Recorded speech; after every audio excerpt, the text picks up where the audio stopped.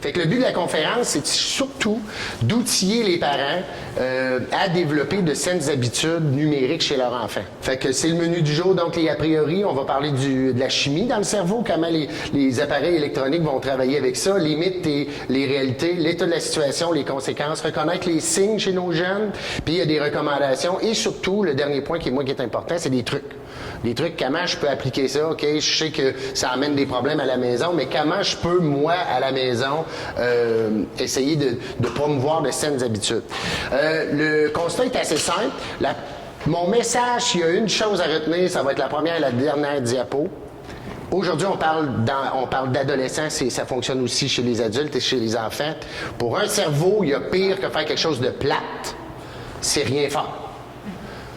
Fait que si votre ado dit « j'ai pas ma tablette, il n'y a rien à faire », le cerveau, après 15 minutes, il va se trouver quelque chose à faire. Vous le savez, vous l'avez expérimenté, mais il y a pire que de faire quelque chose de plate pour le cerveau de nos jeunes, c'est de rien faire du tout. Fait que si vous avez une solution, dites, ben tu vas lâcher ta tablette, tu vas jouer à faire du bricolage, c'est sûr que ça va commencer par un non. Après 15 minutes, vous allez remarquer que vous n'entendez plus de bruit. Qu'est-ce que votre enfant va faire? Du bricolage. Fait que s'il y a une chose que je souhaite que vous reteniez, c'est que le cerveau est ainsi fait. La pire chose qu'on peut lui faire faire, c'est rien du tout. Il préfère être dans l'action. Fait que c'est souvent quelque chose, de toute façon, vous l'avez vécu probablement même avant les appareils électroniques. Ils disent « rien à faire là, chez nous, mon grand ado, rien à faire. » Mais laissez-les poireauter, vous allez voir, il va se trouver quelque chose à faire. Où il va manger. Ben là, ça, c'est peut-être génétique avec son père aussi. Qui je suis, moi, on m'a présenté, j'ai 4 moineaux, fait que mon plus vieux a 12, 10, 8 et 6. Donc, voilà. Puis je suis enseignant depuis, c'est ma 18e année, je crois. Je ne compte pas mes années, je ne mets pas de X sur mon calendrier pour savoir quand je termine. J'adore mon emploi, je suis vraiment heureux dans ce que je fais. Mon constat, c'est, ça fait plusieurs années que je vois l'impact du numérique chez les jeunes, chez les adolescents. Il y a, c'est ça, 17 ans, ce que je voyais, c'était des jeunes qui avaient été fumer un joint pendant la pause du midi, des jeunes qui n'avaient pas déjeuné. Ça, on le voit, la drogue moins, mais ce que je vois, c'est des jeunes exténués. Des jeunes qui nous arrivent fatigués, des jeunes qui ne respectent même pas la base de Maslow. Vous connaissez les besoins primaires? C'est des jeunes qui nous arrivent, qui n'ont pas dormi. Puis sérieusement, on développe une certaine sensibilité, puis je suis capable déjà d'avance, quand je vois ma classe pour commencer l'année, là, je suis déjà capable d'identifier mes gros joueurs. Surtout chez les garçons, c'est les jeux vidéo, et chez les jeunes filles, c'est les médias sociaux. Hein? Mais le jeu vidéo peut être extrêmement accaparant. Puis j'interviens avec ça beaucoup avec les parents. Fait que le constat en classe, je le remarque. Qu'est-ce qu'il y a aussi? La détresse parentale, les rencontres de parents, des plans d'intervention à l'école. Je sais pas si vous connaissez le terme. C'est une rencontre quand un élève a des difficultés. Les parents complètement désemparés avec les tablettes, mon téléphone tout le temps, ça, les chicanes qui sont là. J'ai beaucoup de détresse parentale qui me parlent de ça. Dire, qu'est-ce que je peux faire? Étienne, t'en parles en classe. Qu'est-ce que je pourrais mettre en place? J'ai aussi le téléphone à l'école, la gestion en classe, les discussions avec les collègues. On est comme ici, je suis convaincu de dire est-ce qu'on permet le téléphone à l'école, en classe? Est-ce qu'il y a des enseignants qui l'utilisent? Est-ce qu'il y en a d'autres qui l'utilisent pas? Est-ce qu'il y en a qui ont une boîte? Il y en a qui le cachent et tout ça? Fait que juste la gestion des téléphones cellulaires dans nos écoles, c'est tout un défi aussi. Qu'est-ce que j'ai aussi? L'écran à la maison. Moi aussi, j'ai 4 enfants, fait que je suis dans une situation où il y a beaucoup de demandes pour le numérique. Le COVID, on en a parlé tantôt, ça m'a interrogé beaucoup, puis on a eu le temps de réfléchir. Il y en a qui ont fait du pain, il y en a d'autres qui ont fait... Ben moi, cette conférence-là, ça fait longtemps que j'y pense, ça fait longtemps que j'ai remarqué, puis j'ai eu du temps de dire, hey, je vais monter ça, je m'investis à ça dans le fond, et je vous dirais ce qui a été le choc ou la pierre angulaire là, qui a fait, OK, là, je me retrousse les manches, puis je le fais. C'est un article de la presse sur l'encoprésie. L'encoprésie, c'est l'incapacité de contenir son sphincter, le muscle qui retient les selles, dans le fond, là, et qu'il y avait une explosion à Sainte-Justine d'adolescents qui avaient cette maladie-là, qui est habituellement chez les aînés. Chez les gros joueurs, chez les garçons, puis c'est un témoignage d'une infirmière qui arrivait à la maison et son garçon de 14 ans baignait dans son caca, là. Il n'était pas capable de se retenir. Mais c'est simplement qu'à force de jouer, on se retient d'aller aux toilettes. Mais si on fait ça une fois, c'est correct. Mais si on fait ça 40, 50 heures par semaine, on finit par perdre le contrôle. Le cerveau perd le contrôle de son sphincter. Là, je veux dire, ça n'a pas de sens, là. Là, on est rendu avec des kids de 14 ans qui se font caca dessus puis qui s'en rendent même pas compte parce que le cerveau, la première fois qu'il va le faire, il va détecter les odeurs, il va dire ça n'a pas de bon sens. Mais après quelques fois, le cerveau va s'adapter puis il reconnaîtra même plus qu'il a fait caca dans ses culottes. Il y a 14 ans, là. Très impressionnant. Quand j'ai lu ça, je dis non. Là, on est loin. Là, il faut qu'on fasse quelque chose. Je vous l'ai dit, je passe rapidement. Je suis pas un technophone. Je suis responsable du laboratoire. On parlait tantôt d'impression 3D. Moi et un autre collègue, ça fait 3 ans, on a un laboratoire créatif. On a des imprimantes 3D, plastique. On fait de l'électronique. On fait de tout ça. La prochaine journée pédagogique, j'ai des gens du génie du plastique qui viennent nous parler de ça. Fait que je suis même un techno-geek, mais j'ai remarqué cette dérive-là de passe-temps ou d'aspect créatif à cet aspect récréatif-là. Fait que je suis pas contre la technologie, c'est de développer de saines habitudes avec la technologie. C'est ça la clé. Les limites, je suis pas psychiatre, je suis pas psychologue, je suis un enseignant avec de l'expérience qui s'intéresse au sujet. Fait que toujours à faire attention avec des conférences comme ça. S'il y a quelqu'un qui vous arrive puis vous dit qu'il détient la vérité, méfiez-vous. C'est vrai pour le numérique, c'est vrai pour tout. Et aussi, une des limites, c'est moi, mon enfant. Je vais vous donner des statistiques assez ahurissantes.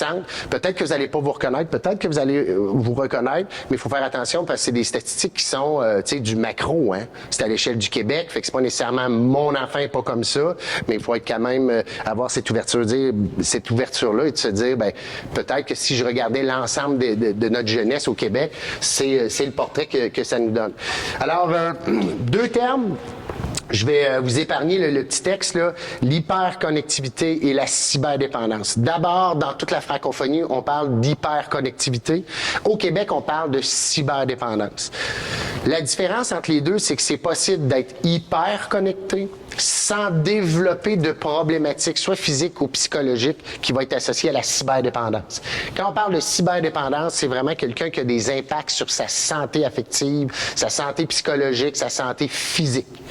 Quand on est là, on parle, j'ai les statistiques, on parle de moins de 2% des jeunes qu'on va pouvoir lui mettre une étiquette de cyberdépendant. C'est pas beaucoup de jeunes et là, c'est pas un nombre d'heures.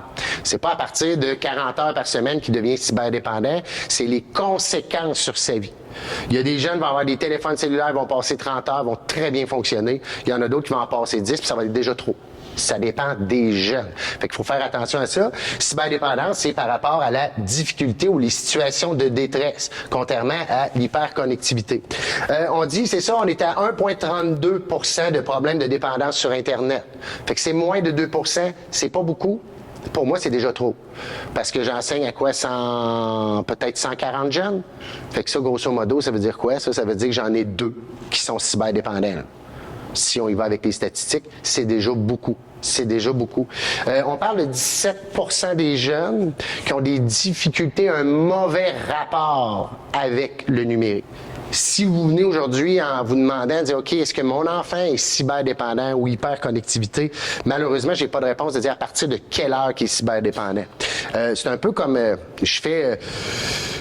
on pourrait faire le lien avec l'alcoolisme. On peut pas dire que si tu es à 12 consommations dans une journée, tu es alcoolique, mais si tu es à 11, c'est tout à fait normal. Hein? Ça va être les impacts dans nos vies, les impacts sur notre santé. C'est la même chose pour la cyberdépendance. Il faut distinguer 2 types d'écrans. Puis ça, quand je parle aux jeunes, là, je parle que de ça.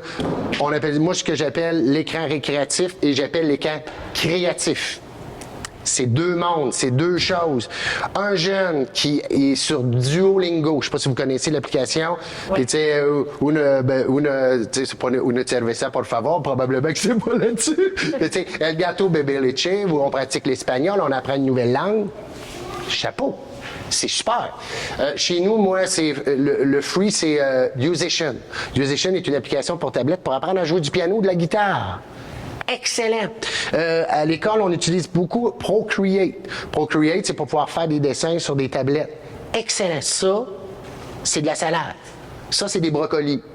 On oblige nos enfants à manger brocoli parce qu'on sait que c'est bon pour la santé. Ah, il préférait manger juste du dessert, mais on va lui fournir du brocoli, puis on va dire, si tu manges pas ton brocoli, tu n'auras pas ton dessert. Mais c'est la même chose.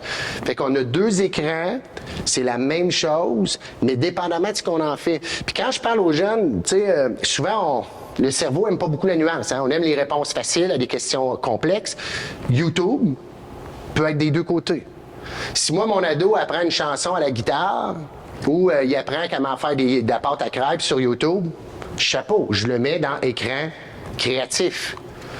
S'il regarde des fails de skateboard puis qu'il se plante, là, moi, je mets plus ça dans récréatif. TikTok, si vous connaissez le principe, tu peux créer du vidéo avec TikTok. Tu peux te filmer, tu peux inventer une chorégraphie, tu peux mettre des filtres, et là, tu partages. Mais tu peux aussi consommer TikTok. Regarder vidéo sur vidéo, et à la base, TikTok, c'était des vidéos de 15 secondes. Très rapide. Très rapide. Et les jeunes, on va le voir tantôt, le niveau d'attention baisse année après année. Quand tu es habitué de voir une vidéo boring, hein, c'est plate, hein, c'est ça, ils swipe. C'est plate, on swipe. Ça dure 3 secondes, non, ton histoire n'est pas drôle, c'est pas le fun, il faut aller tout de suite à l'essentiel. Fait que les jeunes se mettent à consommer en secondes. T'as même plus le temps, de regarder une vidéo, de dire, ben je vais te donner 30 secondes, 1 minute, pour voir est-ce que ton vidéo est intéressant. Ça se joue dans les 3 premières secondes. Ça, c'est les jeunes, ça, c'est TikTok. Fait qu'encore là, TikTok, c'est pas mauvais en soi, mais TikTok, si tu produis, c'est déjà mieux pour toi, c'est mieux pour ta santé. Puis moi, je vais même énoncer quelque chose, là. Aujourd'hui, pour moi, dans mon métier, dans mes recherches, le numérique est le principal problème de santé publique présentement au Québec. Plus que la drogue, plus que l'alcool, plus que tout, c'est tout ce qui dépend, qui vient avec ça. On va voir les impacts sur la santé des jeunes. Moi, c'est la principale menace que je vois dans mes classes, c'est le numérique. S'il y a une problématique, s'il y a une chicane entre amis qu'on est obligé de gérer, le numérique est jamais très loin. Si j'ai un jeune qui ne dort pas, le numérique n'est jamais très loin non plus. Toujours prêt. Puis ça, ben des fois, comme on disait tantôt, hein, on n'a pas de... Je pense qu'une des difficultés qu'on a, c'est qu'on ne l'a pas vécu quand on était jeune. Fait que nous, l'intimidation, la vivait à l'école. Si on en vivait, on allait dans l'autobus, on débarquait de l'autobus, on retournait à la maison, c'était fini. On entendait peut-être parler, mais on s'appelait. Là, les jeunes, ça perdure et ça perdure et ça perdure. Ça, c'est une réalité qu'on n'a pas connue. Puis quand je parle à des parents de dire, c'est fou, hein, on laisse pas nos jeunes aller faire aller se promener dans le village, mais on leur permet d'être devant une caméra dans le sous-sol sans aller vérifier ce qu'ils font. Alors que cette caméra-là, c'est un accès sur le monde, sur des milliards d'êtres humains. On est en train de passer à côté de quelque chose. Pour moi, la caméra est beaucoup plus dangereuse, même si c'est dans notre sous-sol, qu'une gang de gamins qui sont dehors en train de faire des petits mini mauvais coups, là, on s'entend. Là. Je sais pas que je fais la promotion des lancer des boules de neige, là, mais ça, c'est ce qu'on a connu. On n'a pas connu cet aspect-là de l'écran qu'il y a avec cette fenêtre-là. Une des difficultés avec la recherche, hein, c'est que ça va très vite. Je vais juste vous rappeler, c'est écrit petit, là, mais TikTok, pas TikTok, mais Facebook 2004, Snapchat 2011 et TikTok, ça date depuis 2016. Ça fait quoi? 6 ans? 7? TikTok, ça fait 7 ans et c'est mondial. Ça fait juste 7 ans. Fait quand on a de la recherche, vous savez comment c'est, hein? On va faire la recherche, on veut voir ça longitudinal, il faut voir ça sur le temps, on va faire vérifier par les pairs, le temps d'être... On est déjà dépassé, là. On est déjà dépassé, fait que les recherches qui sortent sont déjà très difficiles à obtenir, de plus en plus en croissance, mais ça bouge tellement vite, ça va tellement rapidement la technologie que c'est difficile d'avoir des recherches qui sont probantes. Puis je vais vous citer des recherches qui datent de 2017. Qui pour moi, normalement en sciences, pas si loin que ça, 5 ans, tout ça, mais sa technologie... 2017, c'est boring 2017, là. Je veux dire, les jeunes sont déjà rendus ailleurs. Je sais pas combien d'applications que les jeunes m'ont dit en 18 ans, là. À un moment donné, c'était Yellow, après ça, c'était Snapchat, là, c'est TikTok. Dans 2 ans, ça va être quoi?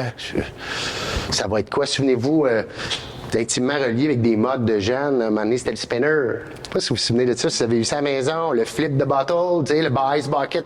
Ça passe vite, c'est des modes, mais c'est comme pas 2 ans. Puis là, tu leur parles de ça. Aujourd'hui, les jeunes, ils ont, ça me dit de quoi, là, quand j'étais au primaire? Ils sont rendus déjà ailleurs, là. Là, l'année passée, c'était Comment il l'appelait le challenge avec les boîtes à lait, là? Là, vous avez entendu ça, là, ils montent des boîtes à lait, puis le but, tu sais, vous savez, c'est quoi, là, des racks à lait, là, tu sais, qui ont des cartes en plastique, là? Puis là, le but, c'est de les monter, puis d'essayer de monter sur le plus, là. Des caisses de lait là, en plastique, là, comme de laitier. Là. Puis là, il y avait un gros challenge l'année passée, c'était ça. Il fallait empiler le plus possible pour aller debout là-dessus. Mais sérieusement, il y en a debout là, que. Puis tu sais, généralement, ils entraînent. Fait que quand tu tombes sur un rack à lait, généralement, ça vaut pas un physio. Là. On s'entend, là. Ça, c'était ça. Puis là, j'en parle cette année. Oh non, personne ne fait ça. C'est boring. Ah, mais l'année passée, vous parliez que de ça. On est rendu ailleurs, ça va extrêmement vite. Alors, comment ça fonctionne? Là, j'avais une statistique, là. Je voulais vous demander, je ne veux même pas la présenter, je ne veux même pas que vous la lisiez, là.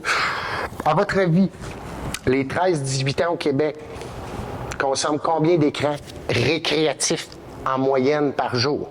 En moyenne, d'écrans récréatifs. Ça veut dire que j'exclus les devoirs, j'exclus le temps à l'école.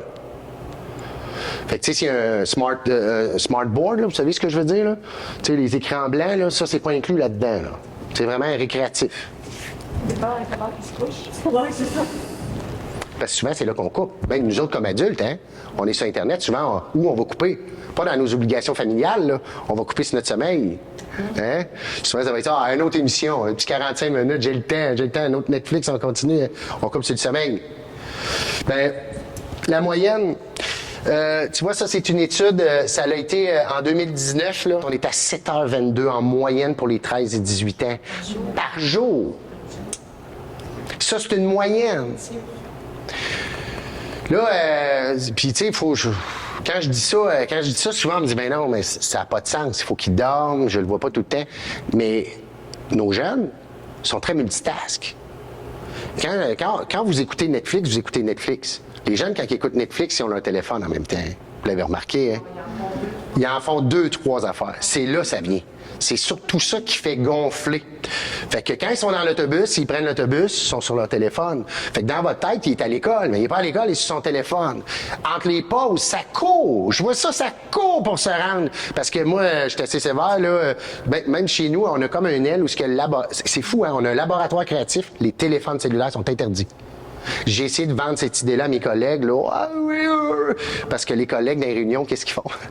Ils sont sur les téléphones. Fait que là, on dit c'est le fun que les jeunes n'en aient pas. Fait que nous, on a tracé une ligne, parce qu'on est chanceux, parce qu'on est comme dans une aile à part. J'ai fait tracer une ligne par des élèves, une ligne rouge. Puis dit, vous entrez dans une zone de créativité et de relations humaines.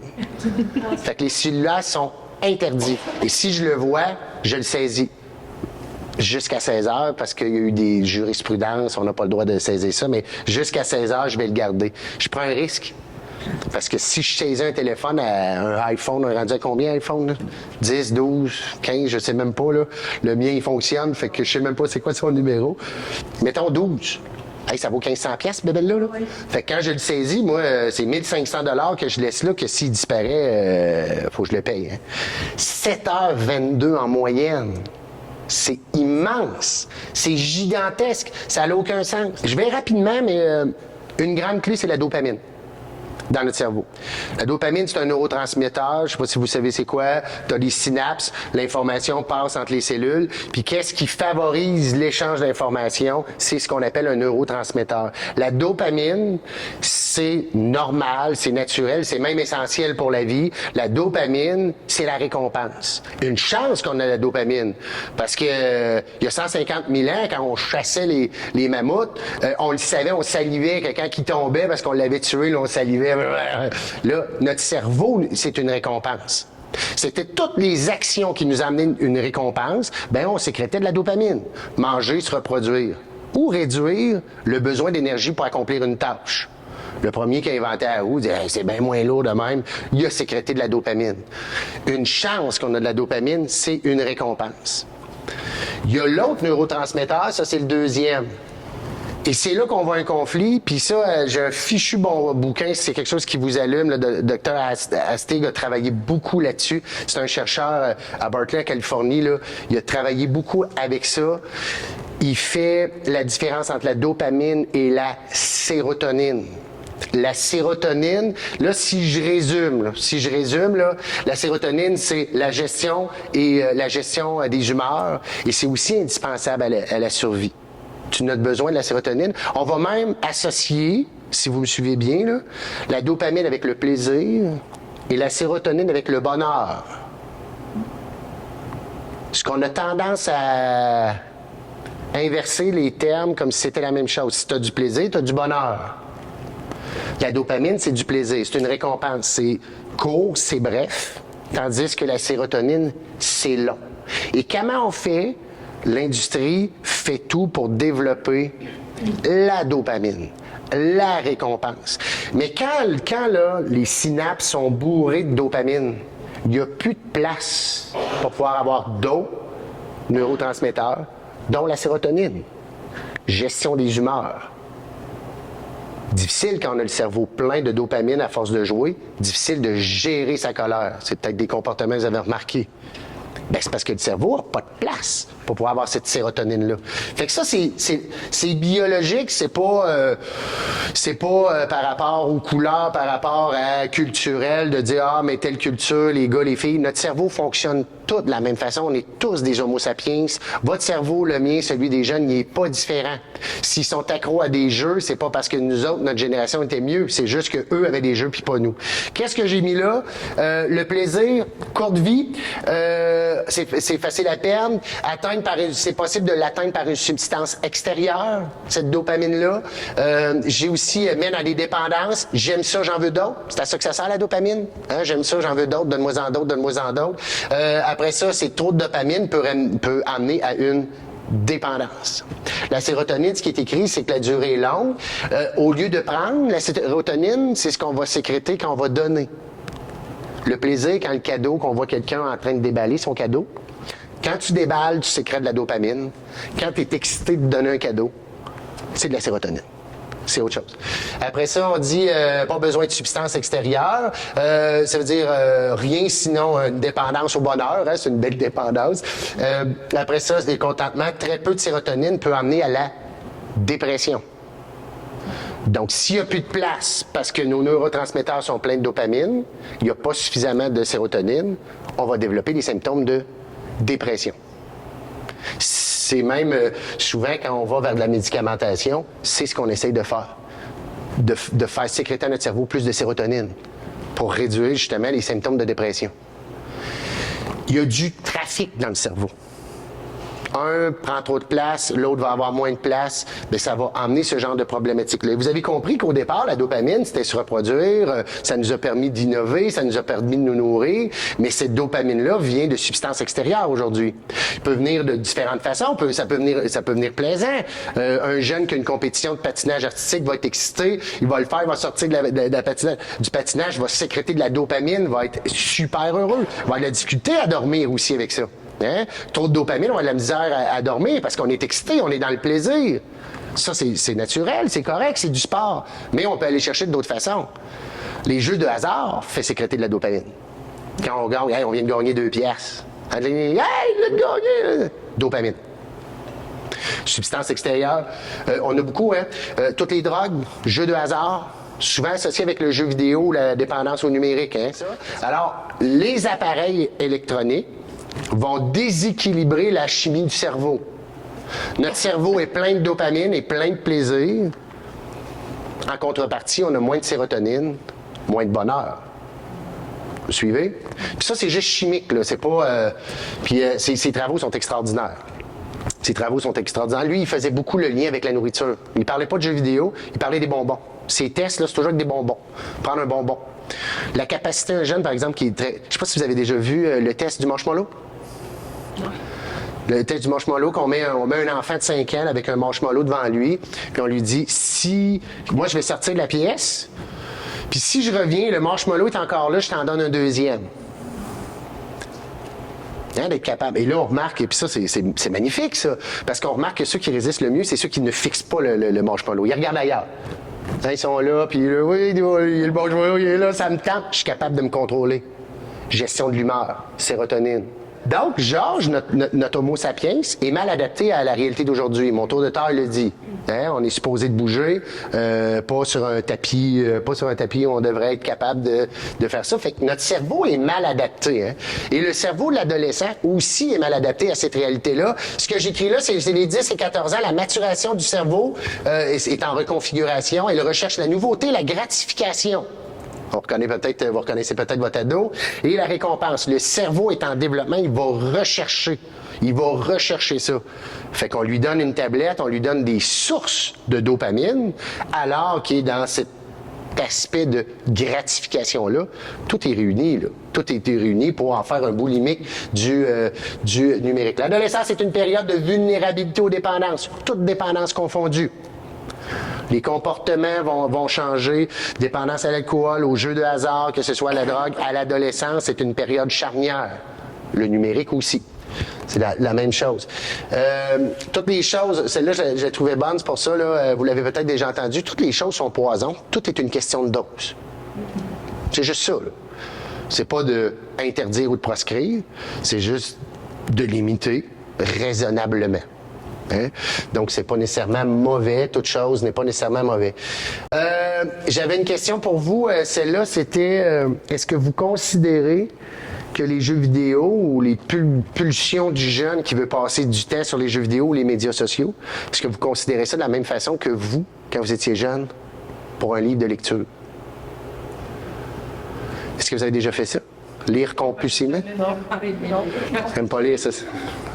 Mais vous avez déjà fait ça? Lire en cachette? Harry Potter? Je lisais beaucoup. Lire en cachette? Non, pas en cachette, mais en couchant. OK. Ma soeur, elle n'aimait pas ça. Non, mais, c'est Oui. dans le fond, c'était à l'heure de dormir, mais je le disais. J'ai lu beaucoup. Même quasiment mettre un petite lampe. Puis là, on pourrait se dire, parce que ça, j'ai déjà entendu ça, dire, mais mon jeune, il a de la misère à arrêter de travailler, à arrêter de jouer ou d'être sur les médias sociaux. Mais c'est un peu comme moi quand je me cachais avec ma flashlight en dessous de mes draps. Ça, c'est une erreur. Vous savez que le livre, si vous lisez Harry Potter à 14 ans, vous allez le relire à 30 ans, vous allez le relire à 50 ans, c'est toujours la même fin. Hein? C'est toujours la même histoire. L'histoire ne change pas. Le jeu vidéo, lui, change. Et le jeu vidéo, sa fonction, c'est quoi? Ou le média, c'est que vous passiez le maximum de temps sur cette application-là. On va même développer des étiquettes à utilisateurs. Hein? De dire, cet individu-là, lui, il va faire quoi? Ben, il est à peu près 18 minutes sur l'application. Fait que vous pouvez être sûr qu'à 17 minutes, on va vous offrir un coffre magique, une étoile ou un nouveau skin pour que le 18 devienne 21. Le but de ça, alors que le livre, il n'y aura pas des pages ou des chapitres qui vont s'ajouter pour s'assurer de rester.